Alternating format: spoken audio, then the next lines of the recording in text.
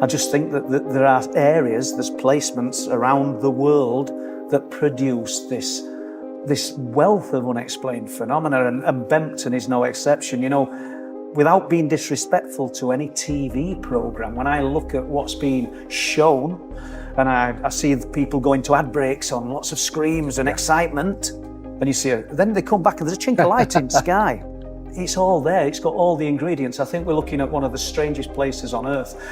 I tell people when they come to this location, the chances of seeing things probably are 99% nil, but you have more probability here to see something than anywhere else I know. There's quite a few people go up there, and don't forget that we're on the edge of cliffs that range from 200 to 420 feet, and it's sheer. But why people should feel like they want to jump, I don't know.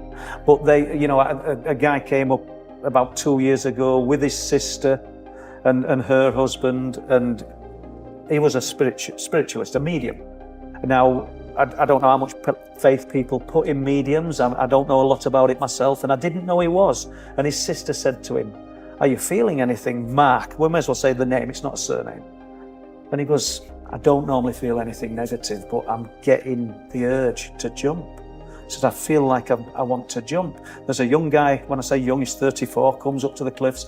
We keep him away from the edge. He's not got any mental illness or anything. He says he feels like something's saying jump.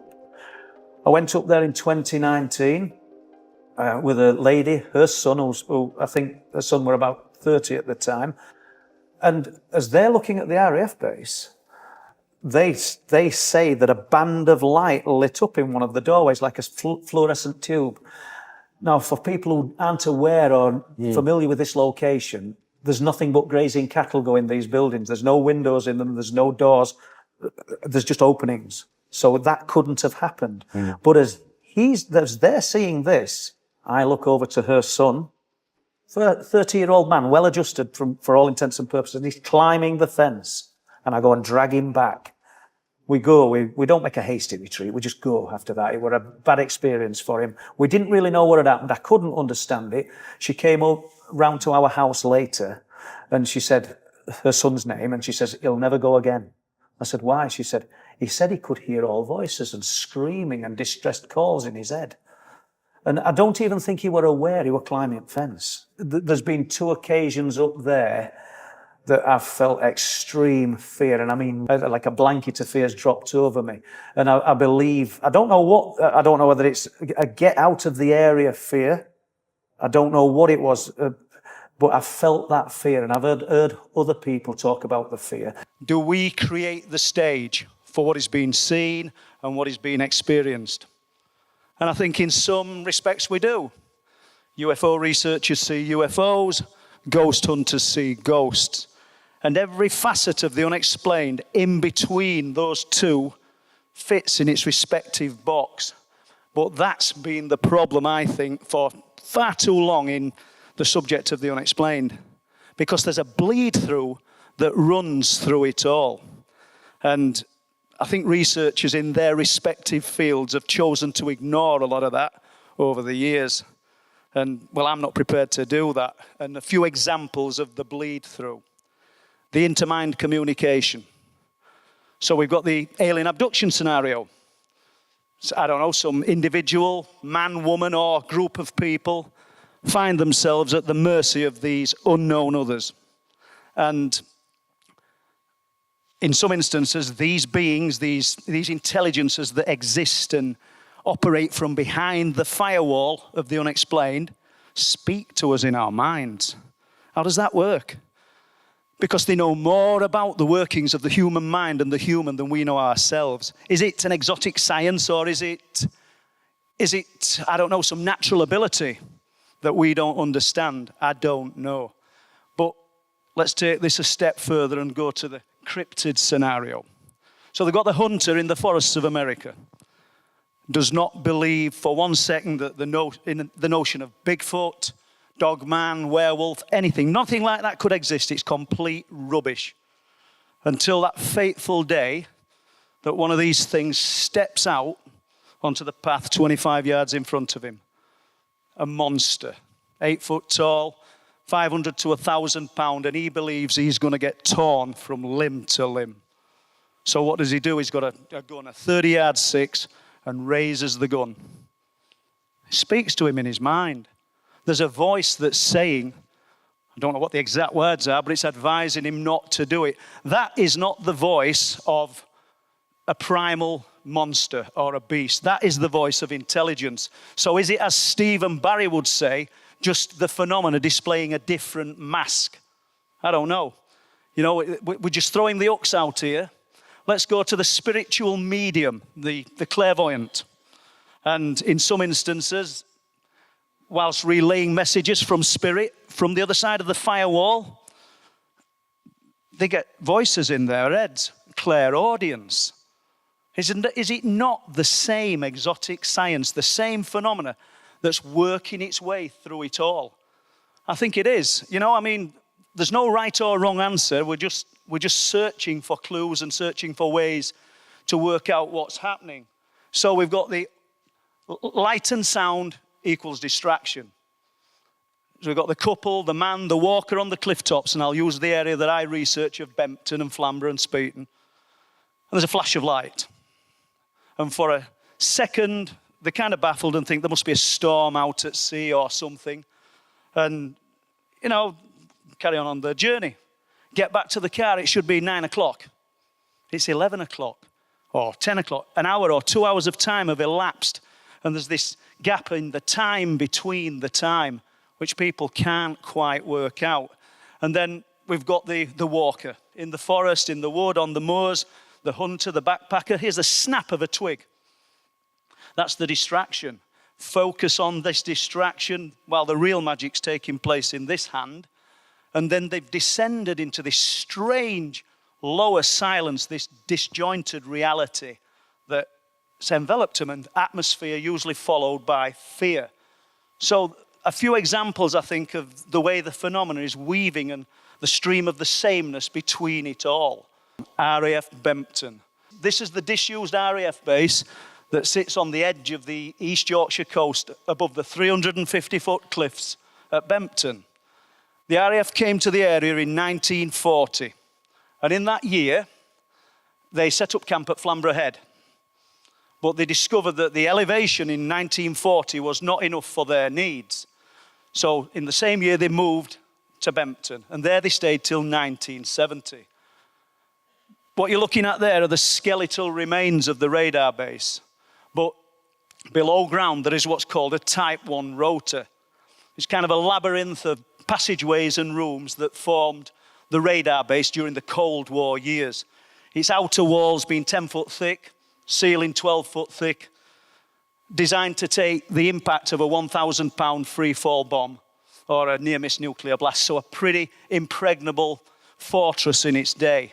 When it closed in 1970, that's where it becomes interesting for me, because there was always talk of it being used by a satanic cult for witchcraft, devil worship, that kind of thing. Those were the words that were bandied about. So I kind of looked into this a little bit further when I was gathering UFO reports around the area and various other things. You know, go to speak to somebody about some sighting of a big cat, I would always throw the question out, what does anybody know about what was happening at RAF Bempton back in those early years?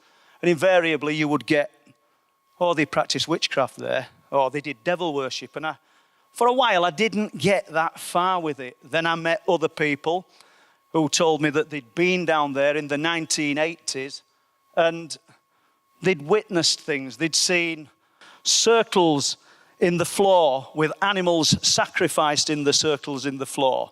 The walls used to be, the internal walls, lined with a fireboard, a kind of, I can't remember the name of it now, it's left me, but these walls were brittle and they've all been smashed, but they were festooned with satanic graffiti, highly explicit, sexual natured graffiti, plus the sigils, the names of demons, and lots of things on the walls that suggested something else may have been taking place. I met one guy who was still living in Bridlington who went down in 1984. And he told me that he saw 4 to 5 people in hoods and robes And he said, I always said it was a cow. He said, but I know now it was a calf. So we know things of an unsavoury nature were taking place below ground at RAF Bempton. Then there's another guy who'd been involved in Aleister Crowley type magic and ritual, who were a little bit closer to the people who were down there, be intermittently in those early years. He weren't involved with this, but he was within circles of people that knew the story, and they were actively trying to summon demons. So I kind of looked at that and I'm thinking, UFO researchers see UFOs, ghost hunters see ghosts. Do people trying to summon demons get what they want? Is the phenomena giving us what we want? And it's a frightening prospect if it is. So a lot of people will remember me talking about the military guys who claimed back in February 2019, February the 8th, that they'd seen something akin to a werewolf on the clifftops at Bempton. Now, I struggled when I think about this, when I talk about this to people, to expect people to believe it. A lot of people would say, seeing is believing. And if you would have come to me 8 or 9 years ago and asking me about these types of things, I would have just shook my head. I wouldn't have laughed at you, but I shook my head. But the reports keep coming in from people unconnected to one another. No need to be saying these things. And these guys had gone to the clifftops late at night, I think on the 7th, and they intended to get up in the early morning of the 8th to watch the peregrine falcons, which there were a pair up there, in full flight. And they went for a walk, a late night walk. The first thing he noted was the atmosphere. This phenomena, it hits you, it's present. We should be feeling for the residue of it and when it's around. I know we never do, when we're all caught like rabbits in headlights, I think, when we're actually there. I mean, I'm the worst person in the world. That's a true unexplained phenomena does not present to order, and then I'll find myself stood on clifftops with a camera waiting for it, but I'm never ready when it happens. But here's a clip from this ex-military guy talking about the atmosphere. I wanted to tell you something, what happened to us up on the clifftops. And first of all, I want to tell you about the friggin' atmosphere. The atmosphere was bloody weird. It was electric. And we shone the lamp again. And about 20 feet in front of us, we lit her up again, 20 feet in front of us. What did you think first? What did you think it was? We didn't know. And to this bloody day, I had problems with this, mate. Like, I was in the army and I was served overseas. But this night, I've never been so frightened in my life of what we saw in that night. So, not everything that's happening on these cliff tops and in these areas, and we'll not just say Bempton, Flamborough and Speeton, it's not just happening in these areas, it's happening in areas of high strangeness all around the world, but it's not just happening in the hours of darkness. And some of the things that happen, they're more confusing than terrifying. And this happened last year to a lady who kindly told me about what she experienced with her husband last year. And Sally kindly did a phone conversation with me and allowed me to record what she saw, well, experienced really more than saw, and her husband. So we'll just play this and then we'll... Tim and I had gone to Bempton for a walk, basically, and to just experience the seabirds. And we were walking along the clifftop. I was in front and Tim was behind me. And all of a sudden, everything just went silent. There was nothing. We couldn't hear anything. I couldn't feel anything. It was just like being put into a glass bubble. You know, we could see everything, but it was just that initial not feeling, not hearing anything. Did you retrace your steps to see if it had replicate? Yes, we did. Yeah. We turned round and we went back and everything was normal. Just incredible, really, that it happened to us. If that's what a portal is, then perhaps we did enter it. There you go. So another strange experience that has occurred up there along these cliff tops, and she's not the only one. And these flashes of light that people see and the missing time, it's not the only example of the strangeness. There's an elderly couple that were walking up there about 4 years ago. Now, I'm 61, so when I'm saying elderly, these people were in the late 70s, early 80s. They'd gone for a walk and they're coming back. It's getting quite dark. It's not fully dark yet, and there's the flash of light that keeps getting reported. But they don't get back to their car and find themselves an hour late or 2 hours late. They tell me they're instantly transported into a room. And obviously they've no notion of how we've got from A to B, but they're in a room. I would never have found out about this account if it wasn't that I knew the son of the couple and they told them a few days after. There's no way they're telling anybody about this now. They've just literally closed down. Late 70s, early 80s, and they're on a table and they're having an intimate examination, which has absolutely terrified them. They've no idea how they got there, how they came back to be standing on the cliff tops. It's just absolutely turned their lives upside down. So when we're talking about the darker side of ufology, let's throw that net much wider and the full spectrum of unexplained phenomena that it's occurring with. And I now want to go to the old RAF base again, and talk about missing people. And I find this probably one of the most delicate things to talk about, if I'm being truthful, because I realize that it could be your son, your daughter, mine. There's none of us really know what's around the corner for us. So it's not entertainment as such. When I'm looking at missing people, and I've wrote about 6 of them in the first book, I think we did 4 in the second, I'm not looking for people who've gone with a history of depression to the cliff tops and wanted to end their lives. These are people that have vanished off the face of the earth for no apparent reason. The occult clue to the missing man is a bit of a red herring. That's what the newspaper put, because they knew that 18-year-old Russell Bolan had been looking at images of the satanic graffiti at RAF Bempton before he left his home that day on the 2nd of March 2010. Paid for a full day's parking at the nature reserve, which is probably not even 1/4 of a mile from the old RAF base. And he's never been seen since. Can I say that this has anything to do with the occult, UFOs, cryptids? Of course I can't, because I've no proof whatsoever. All I can say is he's gone missing in an area where things of a highly unusual nature take place. Likewise, 6 months, 7 days later, and David Binns went missing on the 9th of September. And the first thing that the authorities and the search and rescue people did was search the underground bunker, like they did with Russell Bolan, but nothing was found. 2 men that have literally vanished off the face of the earth.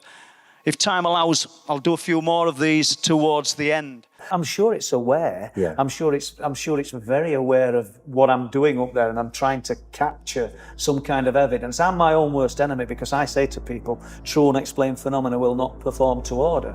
And then I stand there with cameras on cliff tops expecting it to perform. But I have noted that it does sit up and perform for new people, or certain individuals who've gone up there wanting a taste of what it can do for the first time. And on November the 14th, 2019, I took a chap up there with me called Lee Haywood. And just to talk specifics about the area, Lee went up to sort of disprove what I were looking at, or to at least give me a logical explanation. Really nice guy, loads of time for him. He's not doing it in a condescending way. As we're driving up the lane, and he's saying, what are these lights? Come on, describe them, Paul. And an orange sphere literally appeared. Over the course of an hour or so, we got to see these lights 3 or 4 times. And then I turned around to speak to him, and there's a sphere of light in the field. And in Lee's words, the influence the light was giving and showing was the size of a Volkswagen Beetle. Yeah, huge. And as I'm pulling the camera around to film it, it's just dissipating, it's just imploded and gone. Lee's mindset's changed. Lee's been since and said he's seen it again. I believe that it was for him, not for me. Yeah. I think it was some display for Lee. I've got cameras with me all the time. They're not running all the time. I usually use an NX80 camera, and we use Psionics cameras. These things appear and literally switch off within seconds. By the time you've started the camera, they've gone. Well, you know, but here's Lee talking about it. It was actually forward of the horizon. It was in meters, probably about 5 to 10 meters in front, so it was coming down the hillside slightly, which is why it was shimmering all over the hillside when it was glowing, because of the fact that it was illuminating the area around. The light quality and the way that the light moved was abnormal, to say the least. Very abnormal. And that was what I remember most about it, is its unusual quality of light. So it wasn't illuminating the whole hillside, it was illuminating the patch around it. So obviously that's a representation of what myself and Lee saw that night on November the 14th. And it really is. That's what it looked like. And you know, you walk away after seeing something like that and you're not a believer. You actually know that this phenomena is real.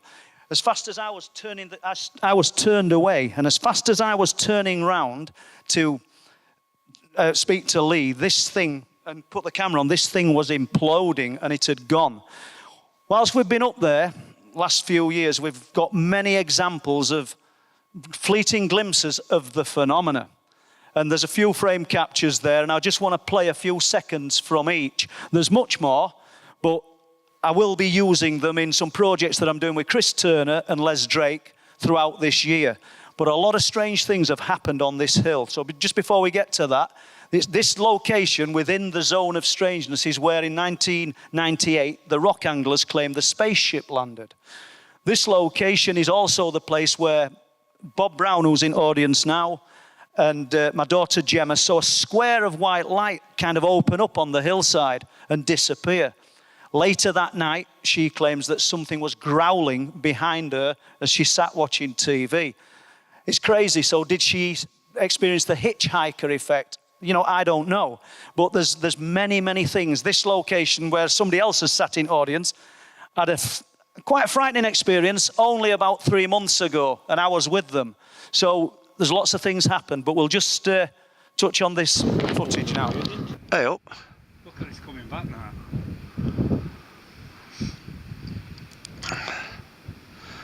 That's strange behaviour. Gone. Wow. It's red now and it's just going down. Down the back here. Yeah, yeah.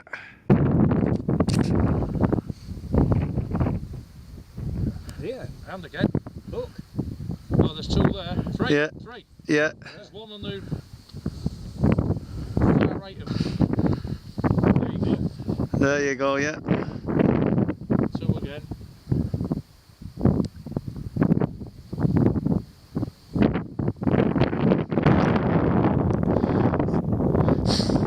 And they're slowly going. Yeah, just. It's moving as one. Moving as one, and that is exactly what it appeared to be doing. It started at about 45 degrees, and once again, we've not got cameras rolling when this started, stood on end, and it was a triangle. If we're talking about the orange spheres, which seem prevalent throughout history, really, and they're seen at the same times as other types of phenomena are seen, they might be a byproduct of the phenomena. Or is there something within the sphere?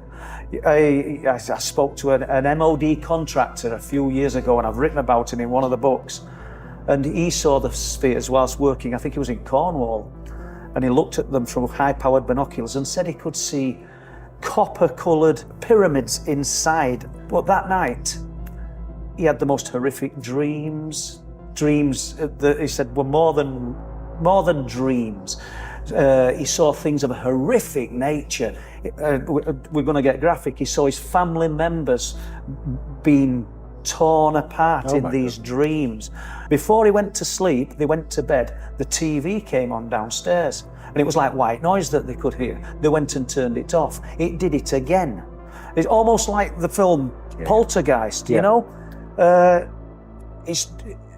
are certain elements to whatever it is we're dealing with that aren't good, and I believe it's probably the same elements. And whatever that we're seeing that's good is only doing it for its own end. It's only doing it for the benefit of itself. This phenomena crosses all boundaries, language barriers and everything. So we'll jump away from that and we'll go here. We'll go back to the RAF base. I need to stress at this point that this RAF base is completely out of bounds. It's on private land. This Type 1 rotor, this concrete bunker, is concreted over. However, a few years ago, a memory stick dropped through my letterbox from some guys who'd been underground at the bunker. And a note, and he claimed that he'd had a strange experience, not only inside the bunker, but whilst walking up the field in the early hours of the morning. So I looked at the footage which they took on their phone, and they're actually talking about it inside. So I'm going to play this for you guys and see what you think. Tell me what you hear, and it's on a loop at the end. It was weird. I was when first started walking up towards here, through the track on the field. I don't know what it was, but kind of like jilted to a stop. Because fucking I seen like a shadow of someone walking in front of me. And it was fucking so weird. What the fuck was that? Whisper, I keep hearing whispering. That's from that way. I heard it from that way. It was like a really faint whisper.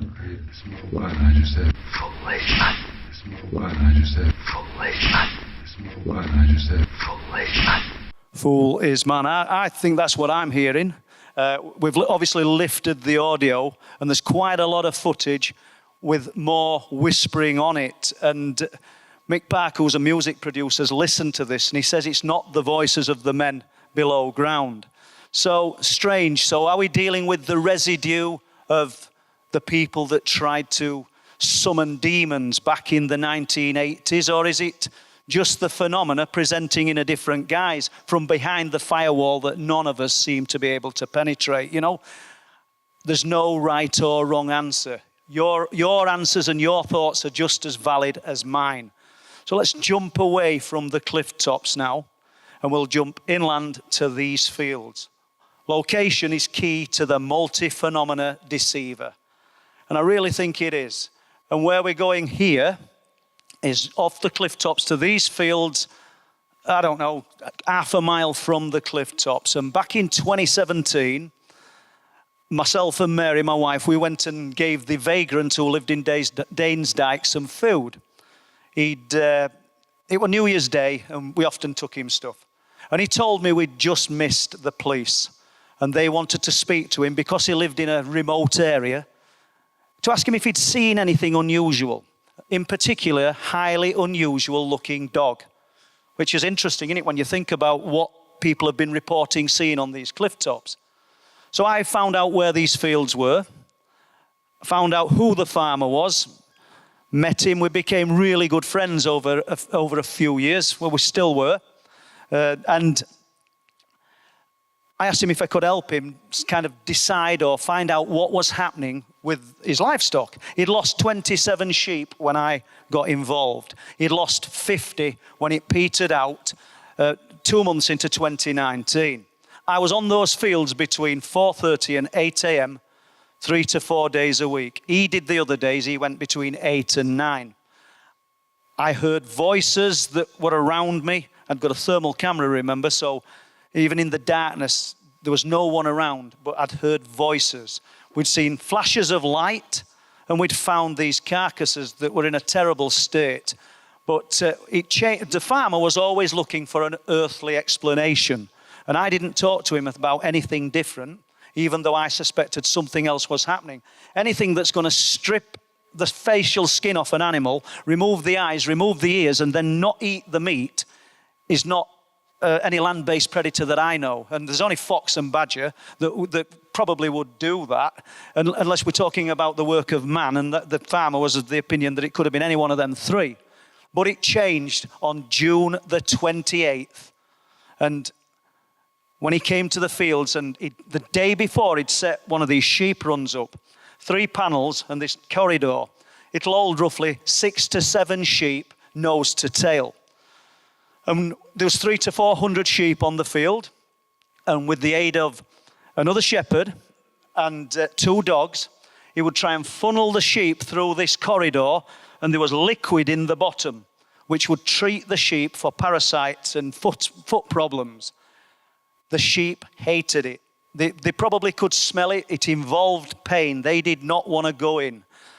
And he'd done half of the sheep the day before and funneled them through into a separate area. He got to the pen, and he rang me up and told me about this. He got to the pen that morning it was June the 28th, and couldn't believe what he were looking at, because he couldn't get the sheep to go into it, or with great difficulty, the day before in daylight. And in the night, there was 30 sheep in this run. Not 13, not 20, just 30, packed into it, upside down, on the sides. It were carnage. He unpegged the panels, stood with the sheep, let them kind of regain some kind of balance, and then released them. When he got to the bottom, there's 2 dead, presumably from heat stroke and fear, I don't know.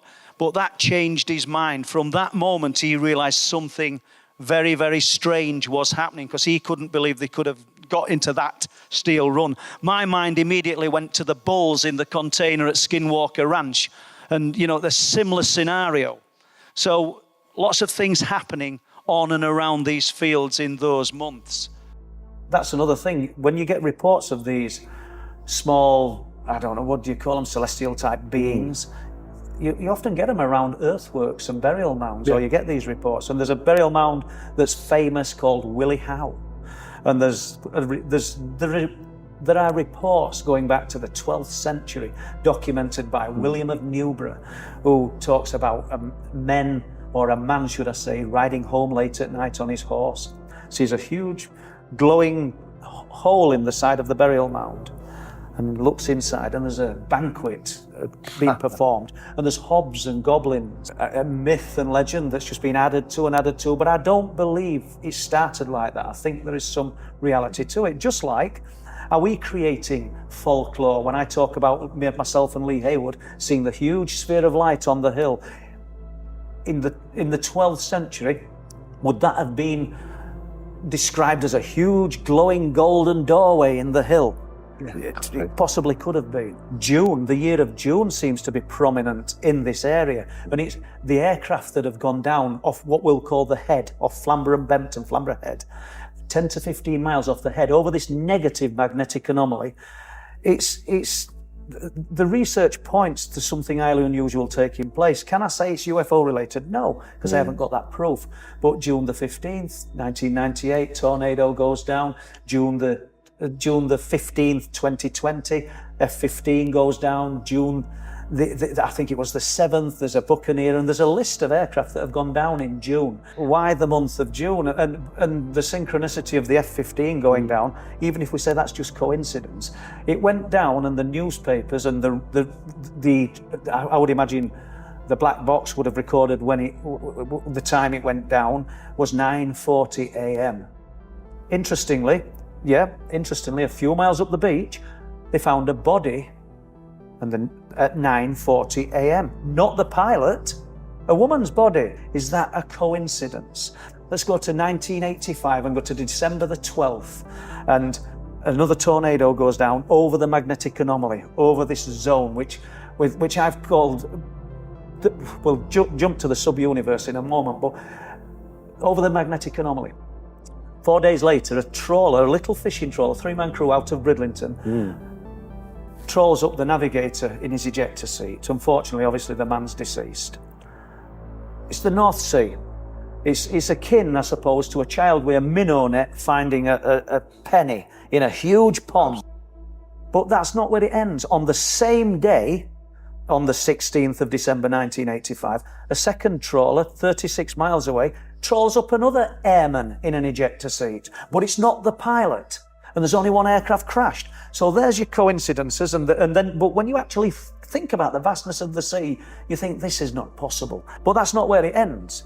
So then you go to 1983, and you go to June the 8th, 1983, and a trawler fishing in this zone, one of the crew says, "I've seen a man in the sea."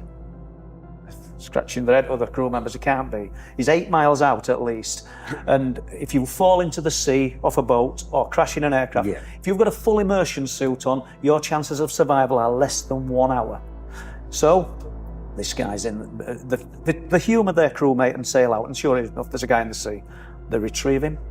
He's got civilian clothing on, so he's not been in the sea long. He's unconscious. He's got trousers on, shirt, as though he's just gone for a walk down shops. This gets even weirder, this. So the later discovered his identity, and he's been flying a Cessna miles and miles inland. So nobody knows how he come to be in the sea. They never found the Cessna, but that's not where it ends. The trawler that found this mystery man was called the Betty. The trawler that found the Navigator in 1985 was called the Betty. The crewman that retrieved the Navigator was called Tom. I'll not say his surname. The crewman that saw the mystery man in the sea was called Tom. The same man. What are the chances? And we're saying it as it is. And I've not said them dates to embellish a story. That is the truth of it. Should we as researchers be looking more into synchronicity and coincidence as a genuine phenomena, and not just something like, oh, I just thought about my friend who I haven't seen for 20 years and he walks around the corner. But you know, yesterday, for instance, I was doing something for our channel, and I was talking about a guy called Raymond Johnson, who on the 15th of December 1993 was found at the entrance of Windmill Farm. He was found with horrific injuries, like a hole in his head, cracked ribs, broken collarbone, severe internal injuries. When I looked into it and contacted the owner of the farm, or the former owner, he wasn't at the entrance. There's been I can't say there's been a cover-up, I've no proof, but the truth has been evaded, because he was beneath the window of the bathroom window of the farm, which would be about 200 feet away from the road. The police officer who investigated at the time told me, because he visited my home, about something else, and we spoke about it, that they believed he'd been dropped from the air. But here's where the synchronicity and coincidence come in. I was doing this for a short for our channel yesterday. I opened up my emails and I've got two new news reports about Raymond Johnson, years between writing about it and talking about it to this day. You know, we've got these places, the rock plateaus, cave systems, and boulder fields and everything else, where this phenomena is known to appear. David Paulides is a perfect example of that. Although David doesn't follow our work, we can see there's correlations between his work and our work.